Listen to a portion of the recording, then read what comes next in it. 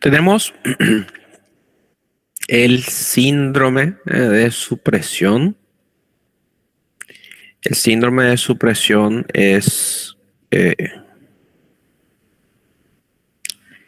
ocurre, ¿verdad?, cuando nosotros administramos corticoides en forma crónica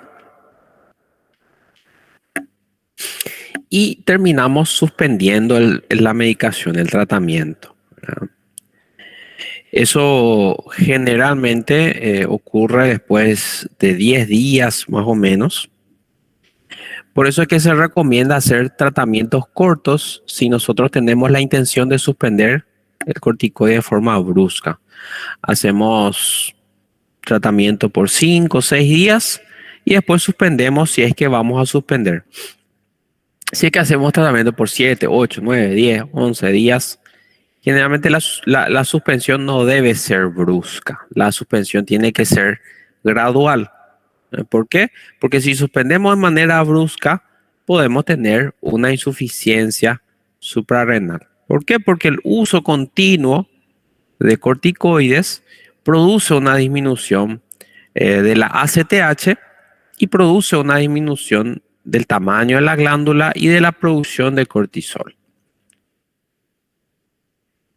A nivel del efecto del sistema nervioso central, ahora tenemos la psicosis corticoide, es raro, depresión, manía, euforia. Eso generalmente, como les digo, ocurre en pacientes que ya tienen antecedentes psiquiátricos. Más raro es que ocurra en un paciente sin esos antecedentes y realmente son efectos adversos raros. No se suelen ver demasiado, pero algo que hay que tener en cuenta. ¿Cuáles son las contraindicaciones del uso de corticoides, verdad? Acá realmente la mayoría son contraindicaciones relativas. ¿Qué quiere decir eso? Que son contraindicaciones,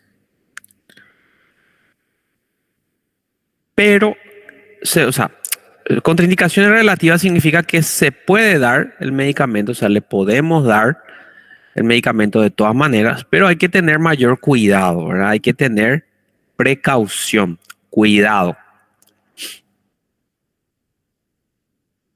Si el paciente tiene úlceras pépticas a nivel duodenal, a nivel gástrico, corticoide probablemente va a empeorar esa úlcera porque va a disminuir las prostaglandinas, va a disminuir la vascularización. Entonces, no le vamos a dar. Sí, le podemos dar a ese paciente corticoides. Si necesita, hay que darle. Solamente que tenemos que tener cuidado. Administrarle omeprazol, sucralfato, algo que le proteja esa mucosa gástrica de los efectos lesivos, ¿verdad?, que podrían causar los corticoides en esa úlcera. Entonces se estabiliza bien, eso se controla bien y se le puede dar. Si el paciente tiene antecedentes de enfermedades psiquiátricas, como les dije, ¿se le puede dar de todas maneras? Sí. Si necesita, se le da. Solamente que hay que tener en cuenta eso y hacer un acompañamiento, siempre una interconsulta. El tratamiento debe ser conjunto, con el psiquiatra tiene que estar informado. ¿Okay? Presencia de infecciones. Si el paciente tiene algún tipo de infección, ¿no se le da? Sí se le da. Si necesita corticoides, se le da. El mayor ejemplo que ustedes pueden ver ahora son pacientes con COVID grave. Pacientes con COVID grave igual reciben terapia corticoide. Pero tienen que recordar que ese paciente tiene que estar con medicación para esa infección. Si el paciente tiene alguna infección bacteriana, tiene que tener los antibióticos, tiene que estar medicado adecuadamente para esa infección y le damos corticoides sin problema. Si necesita, se le da corticoides. ¿Okay? Paciente con osteoporosis, hay que tener cuidado. Se le puede dar si necesita se le da. Buscar otras opciones más a largo plazo y se les puede administrar bifosfonato, se les puede administrar suplementos de calcio, ¿verdad? Que ayudan a disminuir un poco esa lesión a nivel del hueso. Hipertensión arterial, insuficiencia cardíaca, cardiomiopatías. El paciente tiene un aumento de la presión arterial. Es decir, el paciente tiene una dificultad en el control de la presión arterial. El corticoide probablemente va a empeorar ese control. ¿No se le va a dar? Sí se le va a dar. Si necesita, se le da. Solamente que tenemos que tener mayores precauciones en relación a su medicación antihipertensiva. Ya tenemos que ver el paciente, como le digo, si está con buena medicación, si la dosis es adecuada, empezar a controlar de nuevo, que el paciente empiece a controlar de nuevo su presión todos los días para ver si no sube, si no baja, ¿sí? Y cuando está todo bien, si está todo estable, ¿verdad? Se sigue la terapia normal, ¿verdad? Lo mismo con la insuficiencia cardíaca, ¿verdad? Porque puede representar los corticoides, pueden representar una sobrecarga para ese paciente, ¿verdad? A ver si está bien la dosis de diuréticos, si el paciente orina bien, si no empeoran los síntomas, ¿verdad? Todo eso. Diabetes mellitus, ¿verdad? Lo mismo. El paciente puede tener un peor control de su metabolismo de glucosa. ¿Sí? Podemos tener un empeoramiento, pero si nosotros cuidamos la medicación, la dieta, eh, si controlamos el,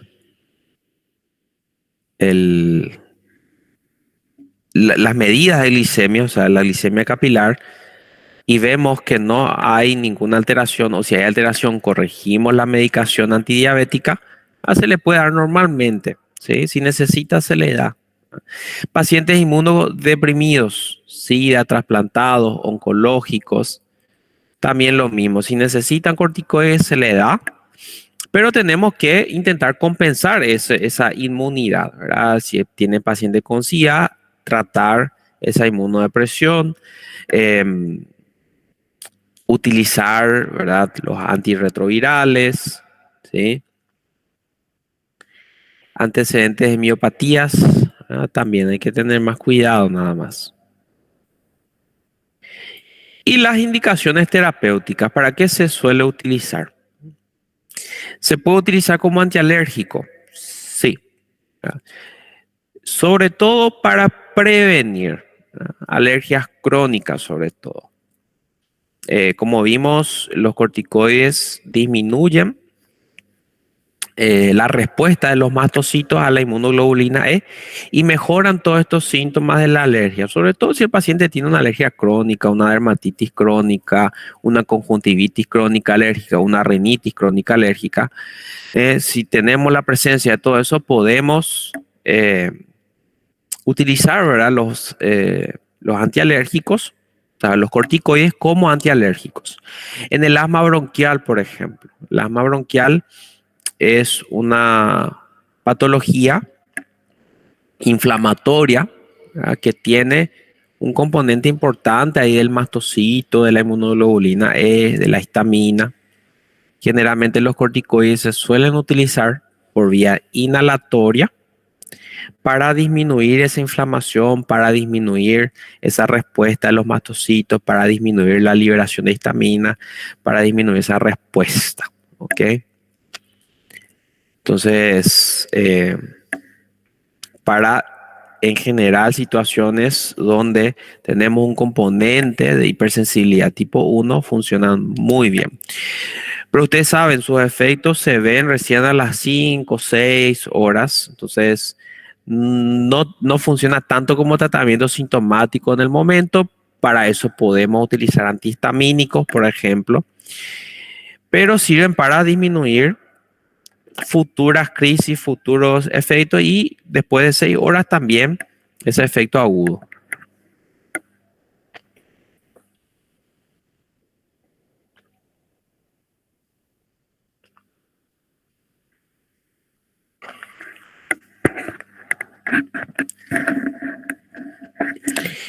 Se suelen utilizar como inmunodepresores o inmunosupresores para prevenir, por ejemplo, el rechazo a trasplante de órganos.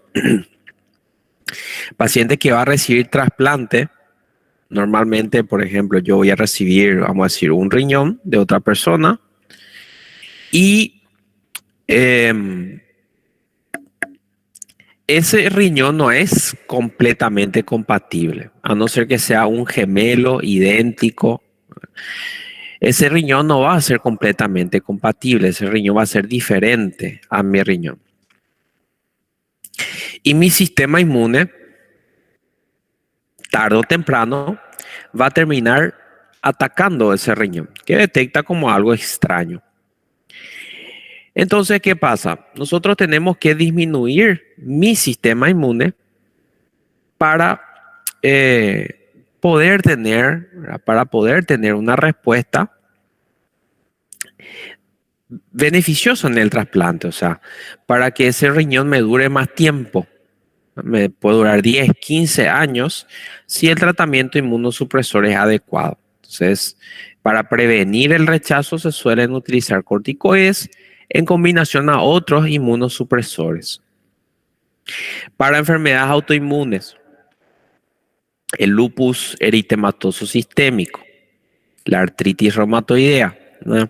Estas son enfermedades autoinmunes sistémicas, afectan a múltiples órganos, a articulaciones, a piel, a riñón, a bolsas serosas, a pulmón, a corazón, a vasos sanguíneos y en general tienen un componente autoinmune. Es nuestro propio sistema inmune el que produce respuestas contra nuestros propios tejidos.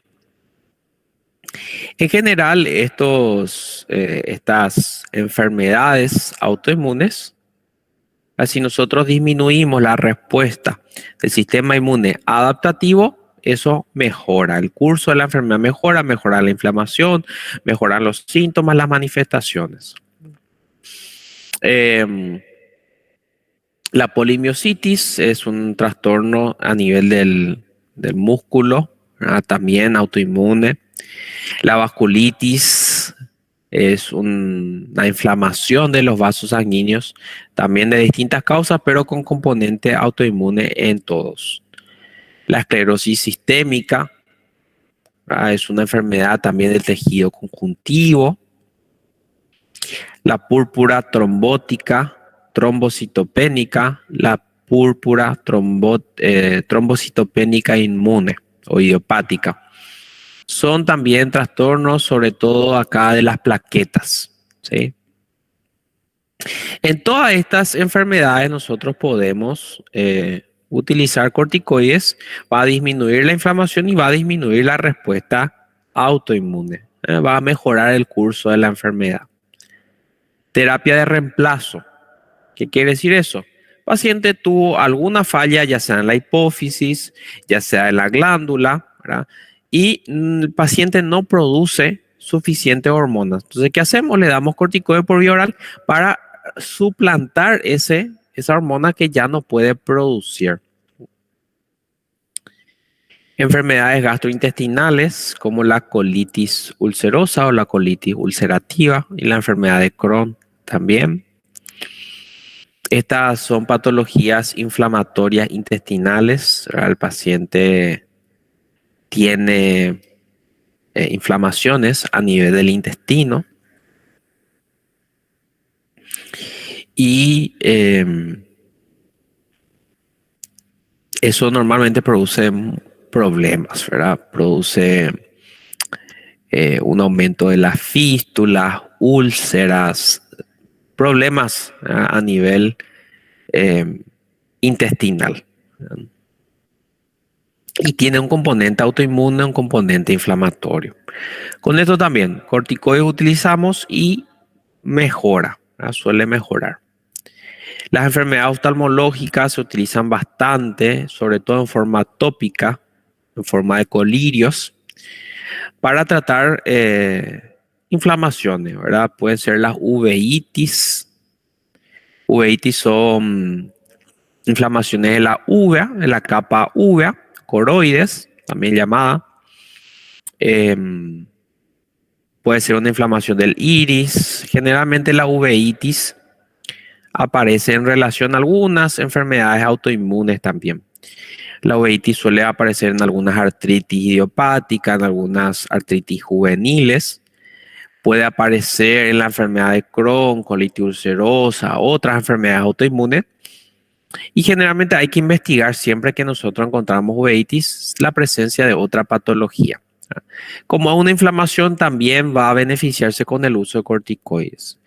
Aquí se suelen recomendar corticoides por vía sistémica, no solamente por vía tópica. La conjuntivitis de distintas causas alérgicas, pueden ser conjuntivitis infecciosas, para disminuir esa inflamación, ese ojo rojo, se pueden utilizar corticoides. ¿Ok? La neuritis óptica, ¿verdad? Es una inflamación del nervio óptico, ahí de la papila óptica, ¿verdad?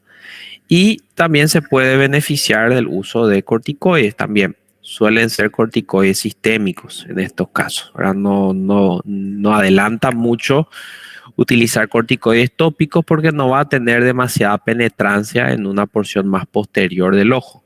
Se suelen utilizar corticoides sistémicos. Antineoplásicos, ¿verdad? También pacientes con linfoma, leucemia linfoblástica, mieloide múltiple, se pueden beneficiar del uso de los corticosteroides. ¿Ok? Luego tenemos una serie de, ¿verdad? Acá tenemos una serie de, o sea, un resumen, ¿verdad? Para todo lo que se puede utilizar a nivel riñón, síndrome nefrótico, para tratar el edema cerebral, esclerosis múltiple. A nivel de articulación se usa mucho para artritis, bursitis, tenosinovitis. A nivel respiratorio, para el síndrome de estrés respiratorio. A nivel ojo, ¿sí? Trasplantes, reacciones alérgicas, ¿sí? Y aquí alguna de sus formas de preparación, como pueden ver, viene en shampoo, en tónico, en loción, en colirio, en spray, en aerosol. Tiene varios tipos y cada uno, ¿verdad? Acá esto tienen que memorizar todo. Mentira. Pero ahí vayan viendo, mirando, ¿verdad? Nada más para que vean la forma de presentación en la que puede venir estos fármacos.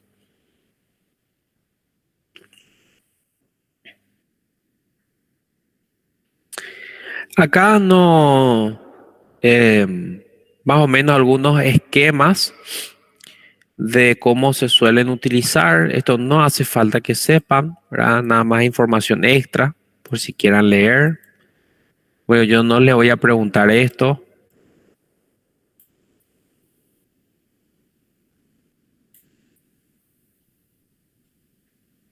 ¿Y cuándo vamos a retirar estos medicamentos?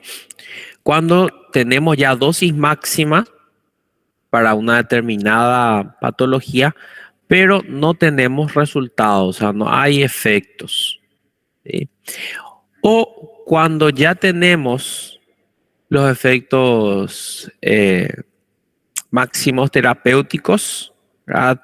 De repente ya disminuyó la inflamación en ciertos pacientes, ya mejoró, ahí podemos ir retirando gradualmente en algunos casos, ¿verdad? Si hay psicosis y otras alteraciones graves, ahí podemos llegar a suspender abruptamente, pero siempre hay que tener cuidado con todos estos parámetros de la presión cardiovascular y todo eso. Ok, hasta acá. ¿Se entendió?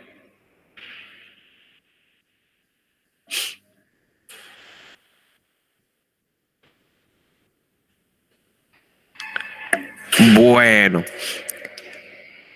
em, Bueno, ¿qué le parece? Tomamos un descanso de 10 minutos y regresamos